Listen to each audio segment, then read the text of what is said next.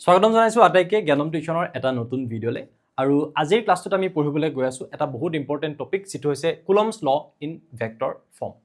আৰু ক্লাছ 12 ফিজিক্সৰ কাৰণে এটা বহুত বেছি ইম্পৰ্টেন্ট টপিক হয় কিয়নো প্ৰতিবাৰে যদি তোমালোকে এইচএছৰ পেপাৰত চোৱা প্ৰায় এডুকেশ্যন আহিয়ে থাকে so কুলম্বছ law in vector form বুলি লিখিছো বাট মই কুলম্বছ লৰ ওপৰত ডিটেইলত এই ক্লাছটোত ডিসকাস কৰিম প্ৰথমতে আমি জানি ল'ব লাগিব যে এই কুলম্বছ লটো হয় কি তো আমি জানো যে ইলেক্ট্ৰষ্টেটিক্সৰ ক্ষেত্ৰত যেতিয়া আমি কম যে দুটা চাৰ্জ আছে এটা ধৰি লোৱা প্লাস কিউ চাৰ্জ এফালে আছে এটা মাইনাস কিউ চাৰ্জ তেতিয়াহলে সাৰ এহেতৰ মাজত কি আহিব এটা এট্ৰেক্টিভ ফোৰ্স আহিব আমি কি বুলি কম এট্ৰেক্টিভ ফোৰ্স বুলি কম আৰু যেতিয়া আমি কম যে সাৰ চাৰ্জ কিটা অপোজিট হ'ব অপোজিট নহয় যেতিয়া সেম ধৰি লোৱা এটো প্লাস কিউ চাৰ্জ এটো প্লাস কিউ বা মাইনাস কিউ তেতিয়াহলে তাহাতৰ মাজত কি আহিব ডেফিনেটলি তাহাতৰ মাজত ৰিপালসিভ ফোৰ্স আহিব কি আহিব ৰিপালসিভ ফোৰ্স এতিয়া মই যে কৈছো এট্ৰেক্টিভ ফোৰ্স ৰিপালসিভ ফোৰ্স এই ফোৰ্সটো আহিব ঠিকই কিমান আহিব হেতুৰ ওপৰত আমাক মেইনলি কোনে কয় কুলম্বছ লটো কয় সো কুলম্ব এজন সাইন্টিস্ট আছিল তেখেতৰ ল কুলম্বছ ল সো কুলম্বছ লয় আমাক এটা কথা কয় যে তুমি যদি ইয়াত টোটাল মানে যেটো ফোৰ্স আহিব তাহাতৰ মাজত যদি কব খোজা হেতু ডাইৰেক্টলি প্ৰপৰ্শনেল হ'ব সমানুপাতিক কাৰ হৈতে এই চাৰ্জ কিটাৰ যেটো প্ৰডাক্ট হ'ব ধৰি লোৱা এটো চাৰ্জ তুমি q1 বুলি কলা এটো q2 বুলি কলা তেতিয়াহলে q1 q2 তুমি সাপোজ এই চাৰ্জটো q1 বুলি কলা এটো তুমি q2 বুলি কলা ঠিক আছে q1 টো যেনিবা পজিটিভ q2 যেনিবা নেগেটিভ ইয়াত q1 টো পজিটিভ q2 টো পজিটিভ এনেকে তুমি ইমাজিন কৰিলা তেতিয়া তুমি কবা যে এহেতৰ চাৰ্জ কিটা যেনেকৈ নহক লাগে প্লাস মাইনাস বা তাহাতৰ ম্যাগনিটিউডটো যেটো হ'ব প্লাস মাইনাস টো তাহাতৰ টাইপটো বুজাবলৈ ব্যৱহাৰ কৰা হয় মানটো একে তাহাতৰ প্ৰডাক্টটোৰ হৈতে ইকুৱেল হ'ব তো তাৰমানে চাৰ্জ কিটাৰ মানটো যিমানে বাঢ়ি যাব প্ৰডাক্টটো হিমানে বাঢ়ি যাব তাহাতৰ মাজত এট্ৰেক্টিভ ফোৰ্স বা ৰিপালসিভ ফোৰ্স মানে বেছি হৈ যাব ওকে সো তুমি যদি এনেকে ভাবা যে দুটা লৰাৰ মাজত কাজিয়া হৈছে সো তাহাতেই যদি তাহাতৰ কোনবাটা বলে বেছি হকত কোনবাটা ক্ষীণ হক বা জি নহক তাহাতৰ ওয়েটটো যদি বেছি হৈ যায় সৰু লৰা দুটাই ঠেলাঠেলি লাগিলে যেটো ফোৰ্স হ'ব ডাঙৰ মানুহ দুটাই লাগিলে যেটো হ'ব তাহাতৰ মাজত অলপ বেছি হ'ব বুজি পাইছা ঠেলাঠেলি আৰু বা টনাটনি লাগক কথা তেনেকুৱা চাৰ্জটো যদি বেছি হৈ গৈ থাকে তেতিয়াহলে তাহাতৰ মাজত সেই এট্ৰেক্টিভ বা ৰিপালসিভ ফোৰ্সটো বেছি হ'ব সেকেন্ড কথাটো হল যে ইনভাৰ্সলি প্ৰপৰ্শনেল two the square of the distance between them তাৰ মানে এই চাৰ্জ কিটাৰ মাজৰ যেটো ডিসটেন্স আছে r ডিসটেন্স বুলি ধৰিব পাৰা তাহাতৰ যেটো স্কয়াৰ হ'ব এহেতৰ মাজৰ যেটো ডিসটেন্স আছে দুটা চাৰ্জ আছে এই চাৰ্জ কিটাৰ মাজৰ যেটো সেপাৰেশন তাৰ স্কয়াৰৰ ইনভাৰ্সলি প্ৰপৰ্শনেল ব্যস্তানুপাতিক কি যিমানে বাঢ়িব হিমানে ই কমিব ফোৰ্সটো ডিসটেন্সটো যিমানে বাঢ়ি যাব ফোৰ্স সিমানে কমি যাব ডিসটেন্সটো যিমানে কমিব ফোৰ্স সিমানে বাঢ়িব বাট স্কয়াৰৰ লগত সো এই দুটা বস্তু যেতিয়া আমি একেলগ কৰিলে তাৰ মানে আমি গম পালো যে আমি কুলম্বছ লটো এনেকে ক'ব পাৰিম যে f ডাইৰেক্টলি প্ৰপৰ্শনেল ওপৰত থাকিলে q1 q2 আৰু তলত থাকিলে r2 আৰু তোমালোকে চাগে জানাই যে এই সমানুপাতিক বা প্ৰপৰ্শনেলিটি সাইনটো আমি যেতিয়া আঁতৰাই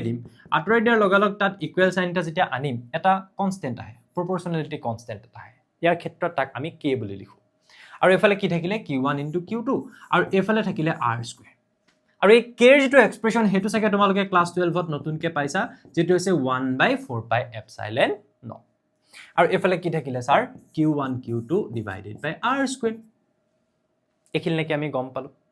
ইয়াতটো আমি কোনো ফোৰ্সৰ ওপৰত ভেক্টৰ সাইনটো দিয়া নাই দিছো নেকি নাই দিয়া সো যেতিয়া আমি ভেক্টৰ সাইন দিবলৈ যাম তেতিয়া আমি পঢ়িব লাগিব কুলম্বছ ল ইন ভেক্টৰ ফৰ্ম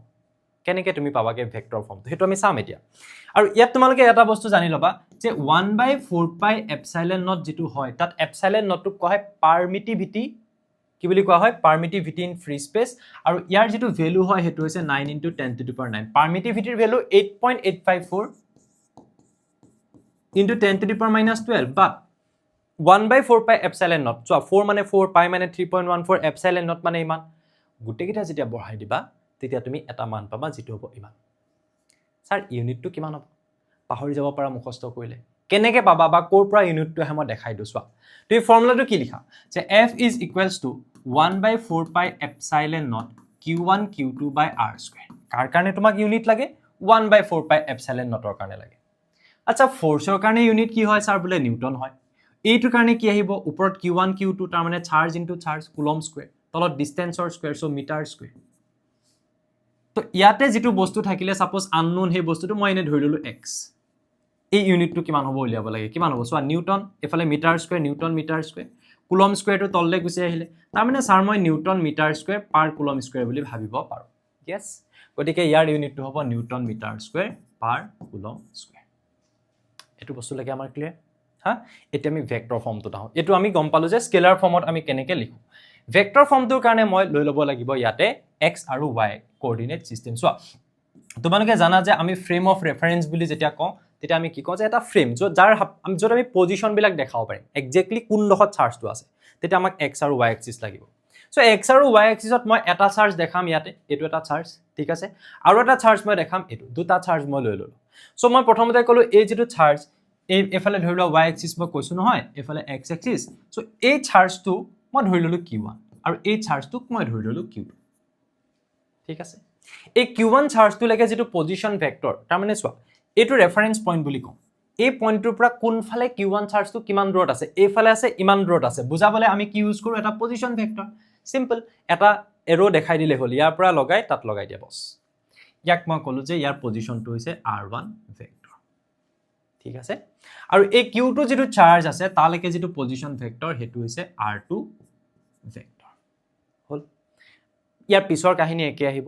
যে যদি আমি ইয়াত এই বস্তুখিনি লিখিব পাৰোঁ কি বুলি লিখিব পাৰোঁ যে মই এটা লিখি নাথাকোঁ হা নে লিখি দিওঁ নেকি শ্বৰ্টকৈ মই অকণমান লিখি দিছোঁ চোৱা যে লেট R1 ভেক্টৰ বা late Q1 and Q2 are two charges আমি দুটা এনেকুৱা চাৰ্জ বুলি ধৰি ল'লোঁ টু same charges বুলি ধৰি ল'লোঁ same charges ঠিক আছে where য'ত দুটা বস্তু হৈ আছে R1 ভেক্টৰটো কি হয় position vector car position vector of Q1 চাৰ্জটো আৰু যিটো R2 ভেক্টৰ সেইটো কি হয় সেইটো হৈছে position vector car position vector of Q2 চাৰ্জটোৰ বাবে পজিশ্যন ভেক্টৰ হৈছে R2 লিখি লোৱা ঠিক আছে লিখি ল'লোঁ তাৰপিছত আমি কি বুলি ক'ম নাও এতিয়া দুটা বস্তু চাম প্ৰথমতে চাম যে এই চাৰ্জটো আৰু এই চাৰ্জটো যদি সেম বুলি কৈছা ইয়াক কি কৰিব ৰিপেল কৰিব ইয়াক ৰিপেল কৰিব ঠেলিব চ' Q1 চাৰ্জটো Q2 চাৰ্জটো কোনফালে ঠেলিব তোমালোকে ভাবাচোন যদি মই কওঁ ইয়াক ঠেলিব বুলি তাৰমানে তুমি ভাবা যে Q2 চাৰ্জটো আৰু Q1 চাৰ্জটোৰ মাজৰ ডিষ্টেঞ্চটো কেনেকৈ তুমি ধৰি লোৱা এটা ডিষ্টেঞ্চ আছে সিহঁতৰ মাজত ছেপাৰেশ্যন আছে চ' Q2ৱে Q1টোক কি কৰিব এইফালে এটা ফ'ৰ্চ দিব এই ফ'ৰ্চটোক আমি কি বুলি লিখিম এই জইনিং লাইনটোৰ পোনে পোনে দিব দেই কি বুলি লিখিম যে 1 নম্বৰটোৰ ওপৰত এটা ফ'ৰ্চ দিছে কোনে 2 নম্বৰটো চাৰ্জ চ' ফ'ৰ্চ অন 1 ডিউ টু 2 একৰ ওপৰত 2ৰ কাৰণে ফ'ৰ্চ ঠিক আছে এটা যদি মই সেই বস্তুটো লিখোঁ নাও কি বুলি লিখিম force on Q1 due to Q2 চাৰ্জৰ বাবে Q1ৰ ওপৰত ফ'ৰ্চ কি বুলি লিখিবা তুমি লিখিবা যে ফ'ৰ্চ 1ৰ ওপৰত কাৰ বাবে 2ৰ বাবে ঠিক আছে কেনেকৈ লিখিবা 1/4 পাই এপচাইলন নট ক'ৰ পৰা আহিলে ছাৰ এই যে লিখিছিলোঁ ফৰ্মুলাটো সেইটোৱে আহিব চাৰ্জ কেইটাৰ প্ৰডাক্ট কোনটোৰ ওপৰত কোনটো ইয়াৰ ওপৰত ইয়াৰ চ' দুটা চাৰ্জে আছে ন Q1 Q2 simply Q1 Q2 লিখিলি হ'ল দুটা চাৰ্জৰ মাজতে ফ'ৰ্চটো আছে ডিভাইডেড বাই R² ইয়াতে ৰৈ যাবা ভেক্টৰ ফৰ্মটোত ইয়াতে অলপ ৰ'ব লাগিব আৰু ভাবিব লাগিব এতিয়া চোৱা যেতিয়া কোৱা হ'ব যে 1 চাৰ্জটোৰ ওপৰত 2 চাৰ্জটোৰ কাৰণে ফ'ৰ্চ কোনফালে ঠেলিব এইফালে ঠেলিব চ' এইফালে বুলি কোৱাৰ লগে লগে এই 2ৰ পৰা 1ৰ ফালে হৈছে এতিয়া আমি যিটো পজিশ্যন ভেক্টৰ ধৰিম সেইটো আমি কি বুলি ধৰিম R21 কেপ কথাটো বুজি পালা R21 ভেক্টৰ পজিশ্যন ভেক্টৰটো ইয়াৰ পৰা ইয়ালে ডিসপ্লেসমেন্টটো যেটো হ'ব এইটো তাৰমানে এইটো কিমান বুলি ধৰিম R21 ভেক্টৰ যেটো পজিশ্যন ভেক্টৰ 2 পৰা 1 ৰ ফালে বিকজ এই ফালে ঠেলিব সো 2 to 1 2 1 তো মই ইয়াত কি বুলি লিখিম R21 বুলি লিখিম ভেক্টৰ বুলি লিখিম আৰু তাৰ ম্যাগনিটিউডটোৰ স্কয়াৰ লিখিম বিকজ আগতে আমি কি লিখিছিলো R স্কয়াৰ R ৰ ঠাইত আমি কি লিখিদিলো R21 ভেক্টৰটোৰ ম্যাগনিটিউড তাৰ স্কয়াৰ মডুলাস ললে ম্যাগনিটিউড বুজায় আৰু লগত আমি এবাৰ যেহেতু ফোৰ্সৰ ডাইৰেকশন দিছো এইফালে এটা ডাইৰেকশন দিব লাগিব আৰু সেই ডাইৰেকশনৰ কামটো কোনে কৰিব ইউনিট ভেক্টৰ কোনটো ইউনিট ভেক্টৰ এইফালৰ পৰা এফালে যেটো আছে যেটোক আমি কি বুলি কম 2 পৰা 1 ৰ ফালে সো R21 কে এটা বস্তু মন কৰিবা যেতিয়া ইয়াত 1 2 হয় ইয়াত 2 1 হৈ যায় মুখস্থ নকৰিবা বুজিটো পালাই চাগে ষ্টিল তুমি টেকনিকটো চাই ল যেতিয়া 1 2 হয় 2 1 বিকজ 1 ৰ ওপৰত 2 কাৰণে হলে এফালে ঠেলিব যেতিয়া 2 ৰ ওপৰত 1 ৰ কাৰণে হ'ব তেতিয়া কি হ'ব চোৱা এফালে হ'ব মই দেখাই দিও ইয়াতে যেতিয়া 2 ৰ ওপৰত 1 ৰ বাবে হ'ব ফোৰ্সটো এফালে হ'ব এটো কাৰ ওপৰত ফোৰ্স হ'ব 2 ৰ ওপৰত কাৰ বাবে 1 ৰ বাবে সো তেতিয়া এইটো ডাইৰেকশনত থাকিব তাৰ মানে ইয়াৰ পজিশন ভেক্টৰ r1 ইয়াৰ r2 1 ৰ পৰা 2 ৰ ফালে এফালে তেতিয়া r1 to 2 1 হলে 1 2 আহি যাব বুজিলা তো ইয়াৰ পিছৰখিনি মই কৰো ওপৰত এখিনি মোহাৰিব পাৰো চাগে ন লিখি লৈছা চাগে ওকে চোৱা সো নেক্সট স্টেপটোত আমি কি কৰিম এফালে থাকিলে f12 ভেক্টৰ আৰু এফালে লিখিয়া তোমালোকে 1/4 পাই এপসাইলন নট এফালে থাকিলে স্যাৰ q1 q2 ইয়াক অকনমান ব্ৰেক কৰিব পাৰা কেনেকৈ ব্ৰেক কৰিব পাৰা চাবা তুমি ভাবিব পাৰা যে r21 ভেক্টৰ হোল স্কয়াৰ থাকিবলৈ দিয়া এইটো ব্ৰেক কৰিলা প্ৰথমতে আমি জানো যে ইউনিট ভেক্টৰ কেনেকৈ লিখো সেই ভেক্টৰটো ডিভাইডেড বাই সেই ভেক্টৰটোৰ মডুলাস তাৰ মানে ম্যাগনিটিউড লিখিব পাৰো তেনেকৈ তো এটো আমি ক্লাস 11 তে পোৱা কনসেপ্ট ভেক্টৰৰ ওপৰত কমপ্লিট এটা সিৰিজত মই ক্লাস কৰিছিলো দুটা ক্লাসত চাই লবা একবাৰ সো এফালে থাকিলে r21 যদি কাবাৰ ডাউট আছে আৰু ঠিক আছে স্কয়াৰ আছিলে আৰু এটা আহি গল তো কিমান হৈ যাব r21 কিউব আৰু এফালে কিমান থাকিব r21 ভেক্টৰ আৰু এই ভেক্টৰটোকো আমি ভাঙিব পাৰো কেনেকৈ ধৰণে আমি আকৌ ব্ৰেক কৰিব পাৰো চাবা হা 1/4 pi epsilon not q1 q2 divided by 2 1 so এইটো আমি ইনিশিয়াল এটো ফাইনাল বুলি ধৰো 2 ৰ পৰা 1 পাইছে সো আমি কি কৰিম ফাইনাল মাইনাস ইনিশিয়াল যদি 2 1 বুলি কওঁ 2 ৰ পৰা 1 পাইছে ন final minus initial position vector কৰিলে এই বস্তুটোৱে পোৱা যাব সো ইয়াত মডুলাস আছে আৰু ইয়াত কিউব আছে আৰু ইয়াত তুমি কি লিখিবা এটুক r final minus r initial এটো এনেকৈ লিখিব পাৰা বস এইটো ফৰম্যাটতো তুমি কি লিখিব পাৰা এই ভেক্টৰটোক লিখিব পাৰা তো ইয়াৰ পিছত আৰু কৰি থাকিবৰ প্ৰয়োজন নাই তুমি সেকেন্ডটোৰ কাৰণে ডাইৰেক্ট ইকুৱেশনটো ইভেন তুমি এক্সামতো লিখিব পাৰিবা সিমিলাৰলি বুলি লিখি দিলে হ'ল যে একে ধৰণেৰে তুমি যেটা f1 টো নিলিখি f21 লিখিবা নহয় তেতিয়া তুমি একে পাবা 1/4 পাই এপসাইলন নট এটো একদম আহিবই আৰু লগত আৰু এটো কি থাকিব q1 q2 থাকিব তলত খালি এটো উল্টি যাব r2 vector minus r1 vector হৈ যাব আৰু এফালে কি থাকিব r2 এটো সৰি মই এটো r2 দিব লাগিছিলে r1 মাইনাস r2 সো এটো r2 মাইনাস r1 হৈ যাব বস জাস্ট উল্টা হৈ যাব 2 1 হলে এটো 1 2 হৈ যাব 1 2 হৈ গলে 2 1 চোৱা মই কৈছো না 1 2 যেতিয়া হ'ব তো ফাইনাল মাইনাস ইনিশিয়াল হলে 2 1 নহব জানো এটো কৰিছালে ওলাব বিকজ বাট কৰিব কোনো প্ৰয়োজন নাই ইমান লাগে কৰি দিলে হৈ যাব এটা এই দুটা বস্তু দুটা এক্সপ্ৰেছন তুমি ভালকে মন কৰিবা হা মই ইয়াত লিখো এটা ফোৰ্স তোমালোকে পালা কি f12 ভেক্টৰটো তোমালোকে কি বুলি পালা 1/4 pi epsilon not q1 q2 divided বাই যেটো এক্সপ্ৰেছন তোমালোকে এইমাত্ৰ পাইছিলা মই একেলগে আকৌ দেখাই দিও তোমালোকে পাইছিলা r1 vector minus r2 vector modulus আছিলে কিউব আৰু এফালে লিখিছিলা r1 vector minus r2 vector একদম ডিটেইলত লিখিলে এনেকৈ পাইছিলা হয়নে আৰু যেটো তোমালোকে পাইছিলা f12 f21 টো এনেকৈ পাইছিলা কেনেকৈ পাইছিলা 1/4 pi epsilon not q1 q2 divided by r2 vector minus r1 vector whole cube আৰু এফালে r2 vector minus r1 vector এনেকৈ পাইছিলা বিকজ এটো তোমালোকে f21 পালে ইয়াত কি পোৱা r1 টো পোৱা আকৌ ফাইনাল মাইনাস ইনিশিয়াল কৰিলে r2 মাইনাস r1 মনত পৰিছে